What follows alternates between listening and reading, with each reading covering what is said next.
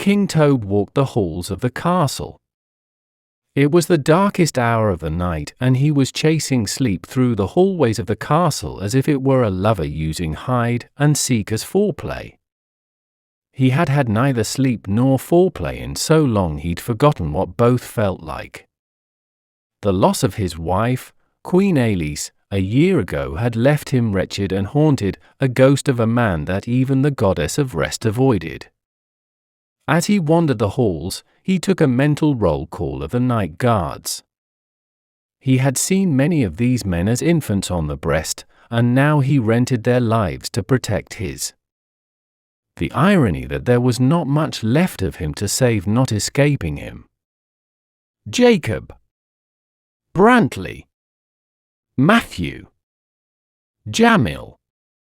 He named them all in his head as he passed them.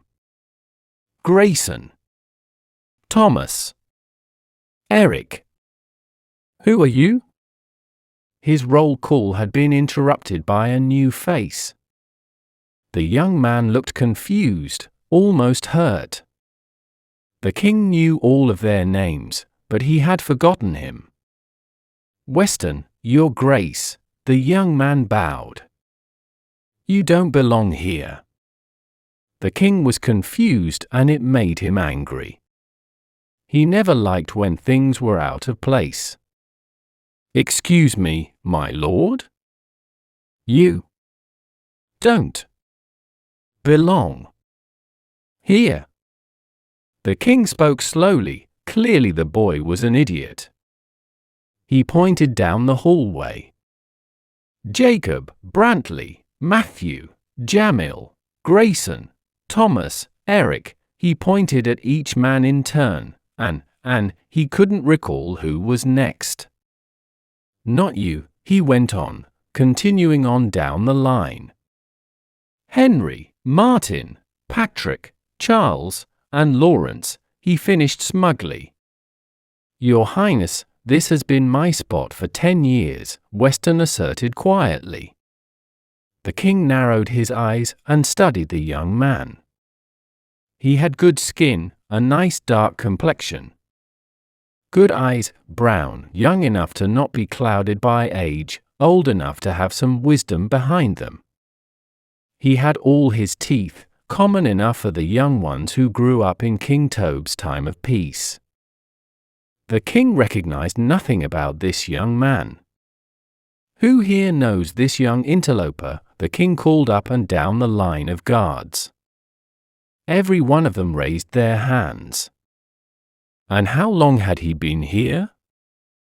Henry spoke up. He had been with the king for 9 years, almost as long as he'd been able to hold a sword.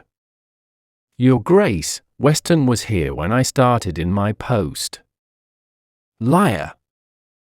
Henry and the interloper both jumped.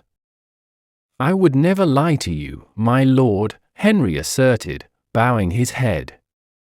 I have far too much respect for you. King Toad grunted. He knew that to be true. Henry was a good man and had no reason to lie. The king turned dramatically, his robe sweeping behind him in a grand show, and stormed back to his chambers. That night, for the first time since his wife's death, sleep found him, caressing him like a small child who needed soothing. He did not dream. Asterisk, asterisk, asterisk. In the morning light, the confusion and the interaction from the night before were forgotten. In the sunshine, everything was in its proper place. He walked amongst the daylight patrol, another roll call in his mind. Jack, James, Harris, Armand, Wesley, no. Who are you? The king demanded again, another piece of his life out of place. Another confused young man. Anthony, Your Grace. Is everything all right, my lord? The soldier's voice was laced with concern. Once again, the king found himself examining a stranger. Dark hair, freckled complexion, hazel eyes. All his teeth. None of it familiar. Wesley. Yes, Your Grace? How long has Anthony been at this post? Wesley looked confused and looked at Anthony out of the corner of his eye. About 7 years, my lord? Lies, the king muttered. My lord? Nothing, Wesley, the king grumbled. He moved on, cursing the soldiers. It has to be them, his memory had never failed him. Asterisk, asterisk, asterisk. That night, the king had no need to chase his missing lover through the halls of the castle. Lady Sleep came to him. Once again, he did not dream. Asterisk, asterisk, asterisk. The next morning, King Tobe called for Gerald, his oldest and most trusted servant. Gerald usually helped the king ready himself for the day.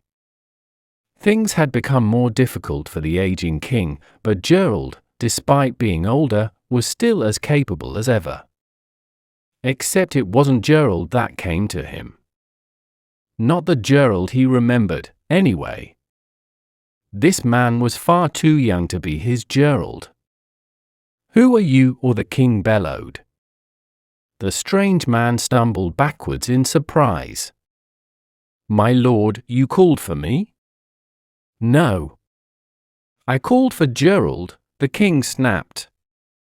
My lord, the man hesitated. I am Gerald. King Tobe was irate. Lies. All anyone tells me is lies. He marched up to the terrified man, rage in his eyes and his stride. You will bring me Gerald, the real Gerald, immediately. He was so angry he spit on the man as he spoke. It was not on purpose, but he was not about to apologize. If you do not produce him, your head will be on a pike on my wall by midday. But, my lord.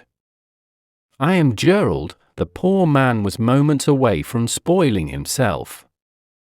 I swear to you. The king looked at the cowering man with disgust. Why does everyone think I am stupid? I know every face in this castle. Tobe turned and suddenly felt an excruciating pain in between his eyes. He fell to his knees as he cried out. Guards, the man who called himself Gerald called out. Someone get the physician. Tobe heard someone run out of the room, as a man knelt next to the king. Your Highness, are you all right? The king looked up, his face writ large with confusion and pain. Gerald? The other man's face relaxed, as he embraced the king he had served since the king was a child. Yes, Tobe. It's me. There was just someone here, the king said warily. Someone pretending to be you. I'm not sure who that could be, my lord. Asterisk, asterisk, asterisk. The physician found nothing wrong with the king, aside from a minor headache. He prescribed rest and darkness to ease the pain. The king lay in the darkness of his room, not understanding what he had seen these last few days. He overheard the physician speaking to Gerald. Is no one going to say it? He asked the servant. Say what? Gerald asked.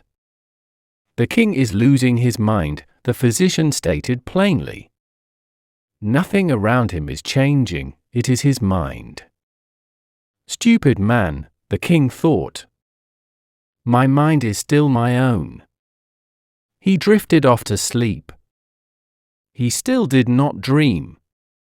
That evening, the maids were not who they should have been, though the dumb cows claimed they had been with the king for years.